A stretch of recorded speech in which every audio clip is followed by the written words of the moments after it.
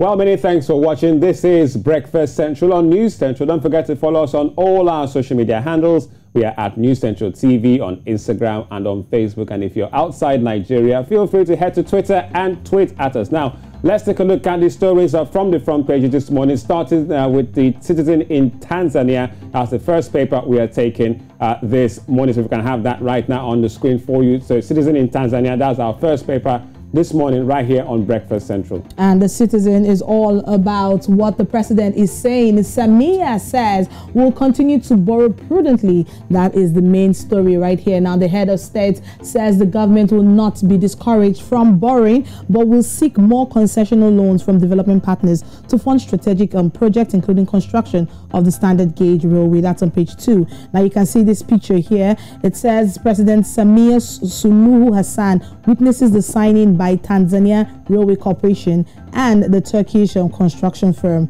and that's what's going on right there in the front page of the Citizens this morning. Now, if you go to page 3, experts react to Ndugai's remarks on borrowing. Looking at the financial sector once again, why shillings was resilient against the US dollar in 2021. And the very last story here, regional law bodies call for fresh review of the EAC treaty. More on that from page 2.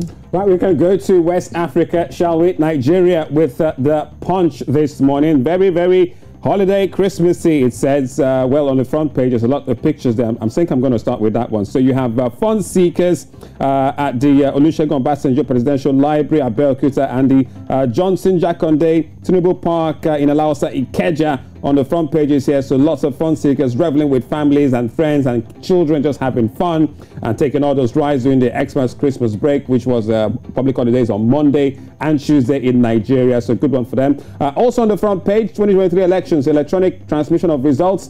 Doubtful of 301 LGs lack internet facilities, which is rather strange as we look forward to big elections in that year. So 301 local governments lack internet services. So how does this affect the elections with electronic transmission results? Quite doubtful now. All that and more on the front page of the Punch in Nigeria. Still sticking with Nigeria this morning, we're going to the First News newspaper this morning. Now you can see this story here, crude oil saga, and that seems to be the former president Olusegun Obasanjo as he denies hatred for Niger Delta region. Says Edwin Clark got him wrong.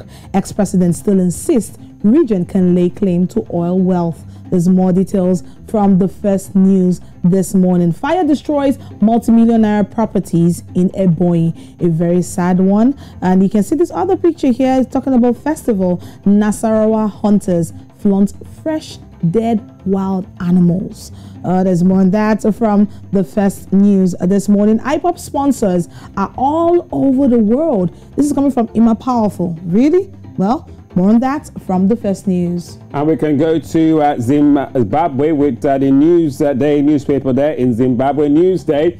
And it talks about chaos rocks the ZANU-PF poll. So that's the ZANU-PF party. ZANU-PF held elections across the country to choose members of its provincial executives. But the polls were marred by chaos amid claims of rampant rigging and vote buying out there in Zimbabwe. So chaos rocks ZANU-PF polls, and up there, it talks about Southern Region Arts in retrospect. Well, all right, let me not even talk about the picture that talks about retrospect in there. There you have it for the front pages this morning. Away from the papers, we'll start this one on our breakfast. Yes, with our top stories.